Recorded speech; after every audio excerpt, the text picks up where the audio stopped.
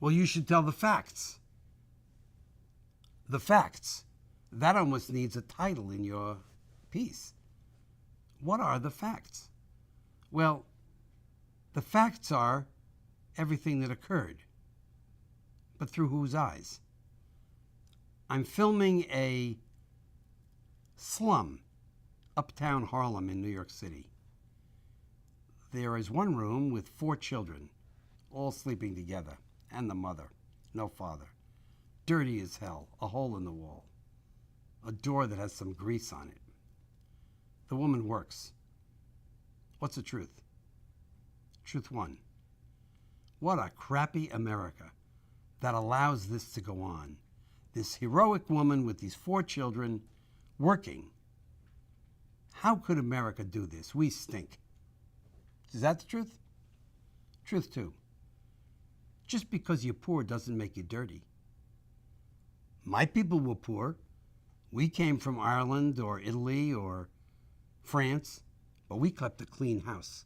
Cleanliness next to godliness. You're a slob. Is that the truth?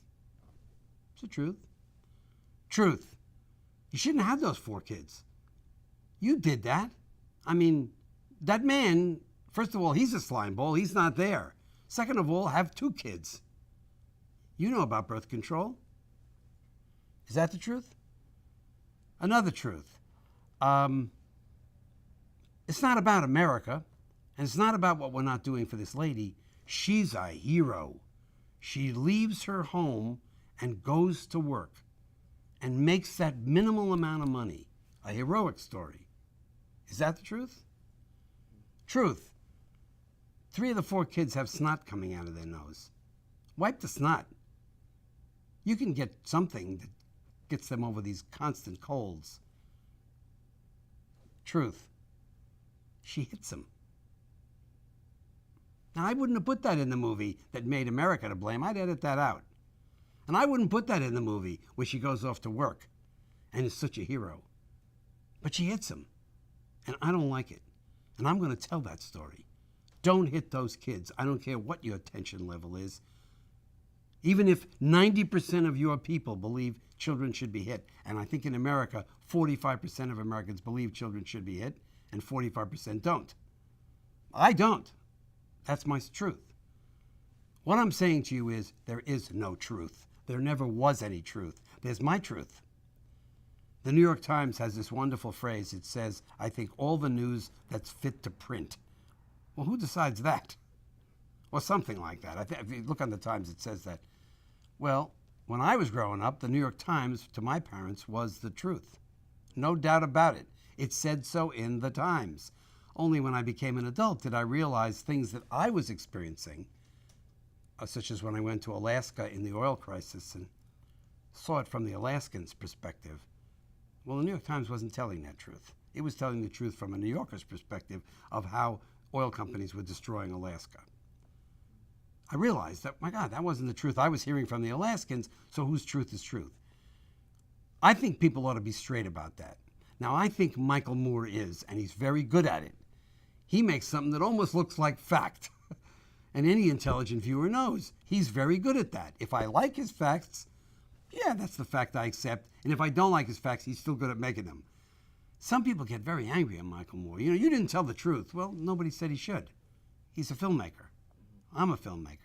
Television doesn't tell the truth. How good am I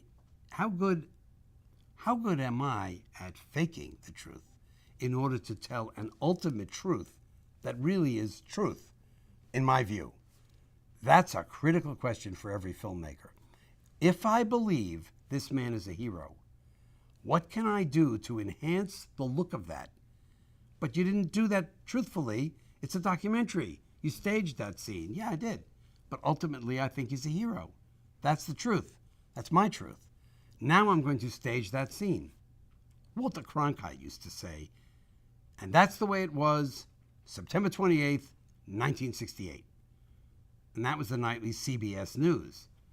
And in the 60s, we got the idea, wait a minute, that wasn't the way it was. You didn't have that piece of news. You told it a certain way.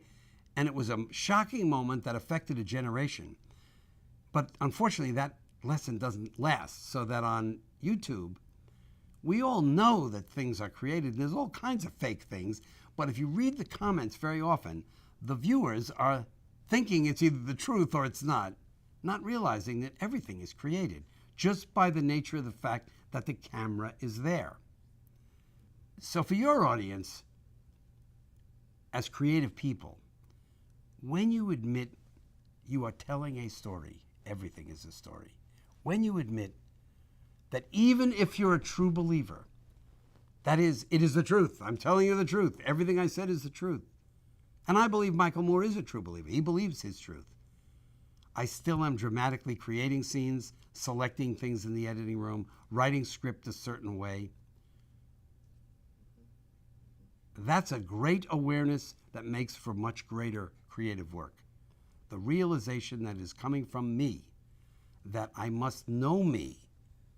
The more that I know me on the inside, my prejudices, my loves, what I want to say about something is every single film. I'm working on a film right now, a feature documentary I'm just beginning on gamers and gaming and the guys who play games, and some women also. It has a history. I'm not a gamer. I'm an innocent. Why does somebody spend hours and hours playing some Warcraft game?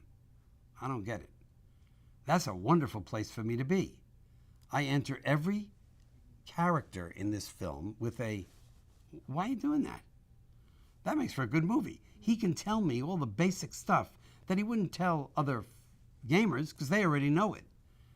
You know, they always say, who should interview my mother when she's reached her 75th birthday? Me, because I'm her son. I know more about it than anybody.